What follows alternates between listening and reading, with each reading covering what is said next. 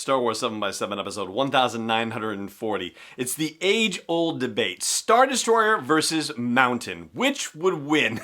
And okay, maybe it's not an age-old debate, but it's fun to talk about with your friends and theorize about Star Wars stuff, but when you get to talk to an actual physics professor about how some of these things are possible, well, that's a whole nother level of fun entirely, and we've got more of that on tap for you today. Punch it!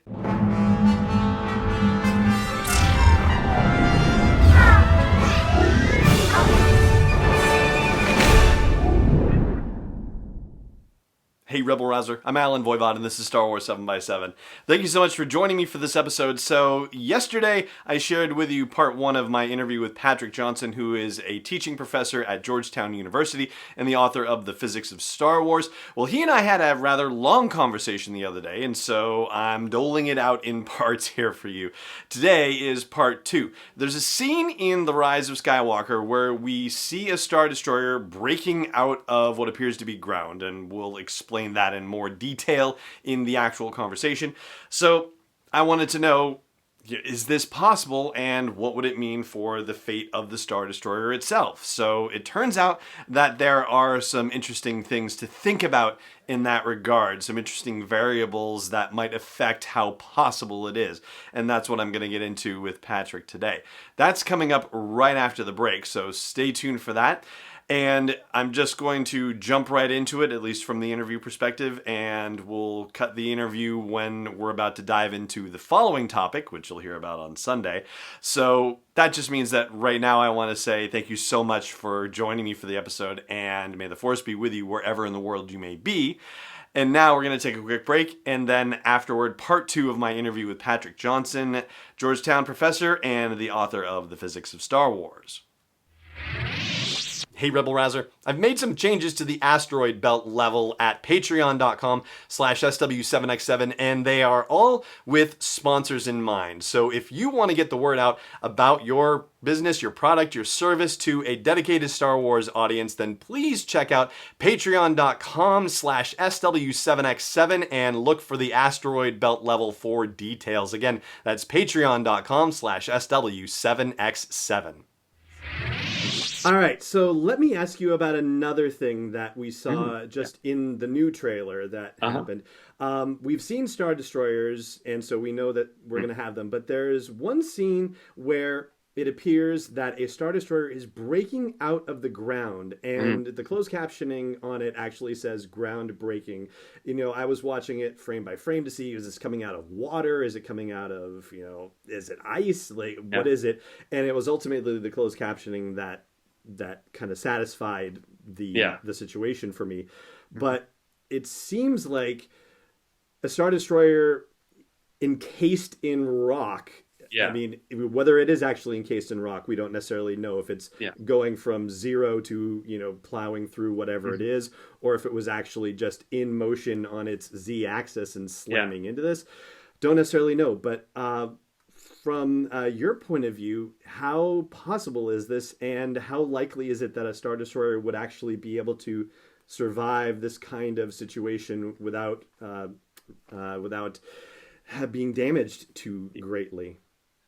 So I think it depends a lot on what it's doing right prior to that scene. And seeing that as well, like my first thought was that it had been left on the surface of a very cold planet. Like I'm thinking like on the surface of Hoth kind of thing. And it was just kind of left back behind somewhere.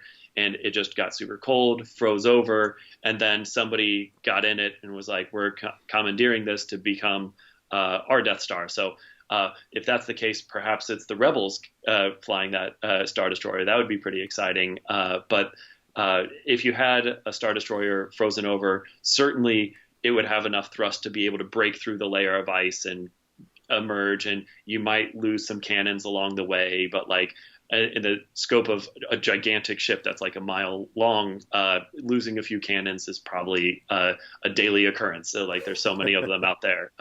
So that would be totally possible. And we have ships that break ice. We have submarines specifically designed to break ice on our planet. And like there's the science experiment Mosaic that's like just frozen in the ice cap right now. And like they specifically put the boat out there, let the ice freeze around it, and they're totally fine with that. Like ice is a very doable thing.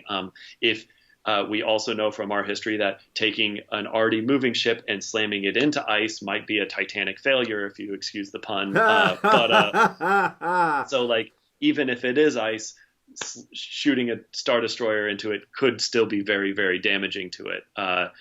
But like, I mean, we've seen just asteroids run into a Star Destroyer, and sure, it shakes on the bridge, but like it doesn't do catastrophic damage to it. And most asteroids are just frozen chunks of ice, and so it wouldn't be an overall catastrophic thing.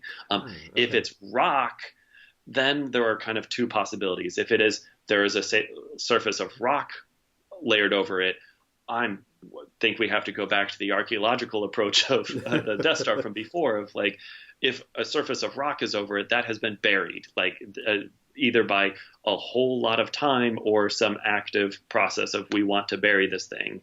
And I mean, if the layer of rock is thin enough, you could break out of it, but like it looks pretty thick based off of the chunks coming off of there. So that would be pretty challenging. And if you were flying a Star Destroyer into a piece of rock, or piece of rock that big, that's not going to go well for that Star Destroyer. That I don't care what's going on. Like that's beyond a Titanic failure. That's going to be just I would say like Star Destroyer versus Mountain will win every time.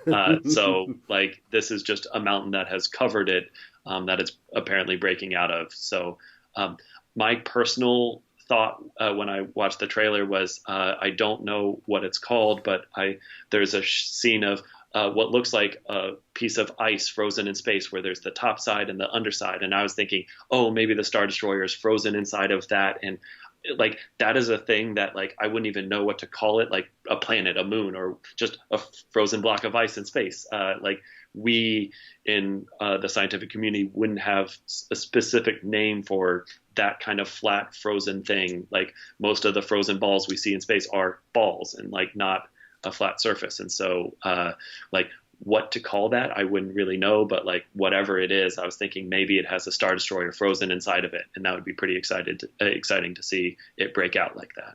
This podcast is not endorsed or sponsored yet by Lucasfilm Limited, Disney, or 20th Century Fox. It is intended for entertainment and information purposes only. Star Wars, the Star Wars logo, all names and pictures of Star Wars characters, vehicles, and any other related Star Wars items are registered trademarks and/or copyrights of Lucasfilm Limited or their respective trademark and copyright holders. May the Force be with them. All original content is copyright 2019 by Star Wars 7x7. We hope you love it.